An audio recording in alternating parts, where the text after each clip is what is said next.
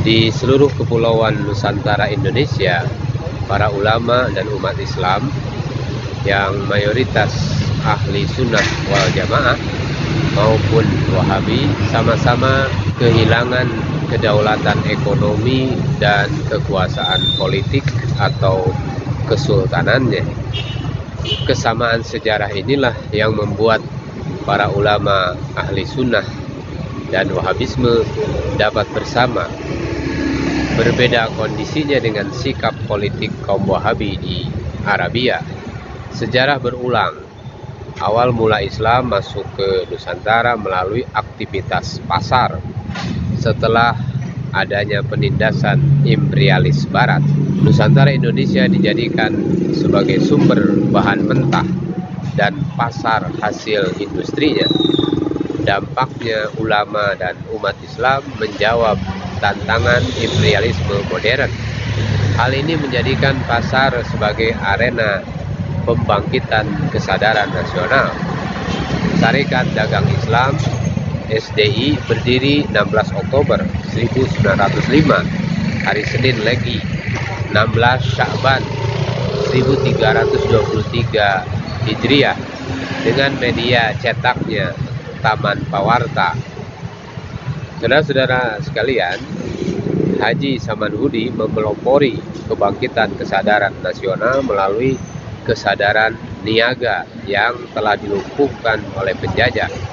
Ulama selalu mencari jawaban sesuai dengan tantangannya. Mereka mensosialisasikan dan memasarkan ide kebangkitan nasional melalui pasar. Dengan pengertian dibangkitkan kesadaran rasa satu bangsa, satu nusa, dengan semangat membela Islam yang tertindas oleh politik kristenisasi. Ulama dan santri dengan menggunakan bahasa Indonesia untuk membangkitkan aspirasi juangnya membangun Indonesia merdeka. Saudara-saudara sekalian, pemerhati daripada channel ini, mengapa menggunakan istilah politik kristenisasi? Menurut Karl von Clausewitz dalam On War, perang sebagai benturan antar kepentingan utama. War is a clash between major interests. Dalam seni perang, konflik kepentingan kemanusiaan ditampakkan dalam wujud benturan kepentingan perniagaan. Keseluruhan kepentingan tersebut sangat erat hubungannya dengan politik. Adapun politik merupakan rahim peperangan. Ibarat badan manusia diawali wujud embrio saat masih dalam rahim.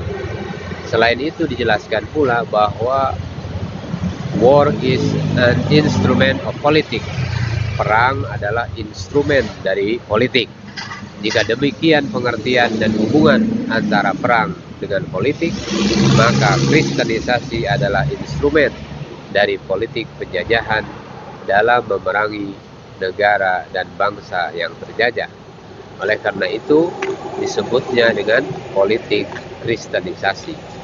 Sebagian sejarawan dalam upaya deislamisasi penulisan sejarah Indonesia tidak mau membicarakan bahasa Indonesia bermula dari bahasa Melayu pasar sebagai bahasa komunikasi antar wiraniagawan di pasar. Dituliskan dengan huruf Arab Melayu. Dituturkannya seolah-olah bahasa Indonesia sebagai bahasa persatuan merupakan jasa dari usaha Budi Utomo. Padahal dalam realita usahanya, Budi Utomo selain menolak pelaksanaan cita-cita persatuan Indonesia, juga hanya berupaya melestarikan bahasa Jawa serta budaya dan seni Jawa. Demikian pula dalam masalah agama, berupaya menghidupkan kejawen dan Jawanisme di kalangan elit bangsawan Jawa.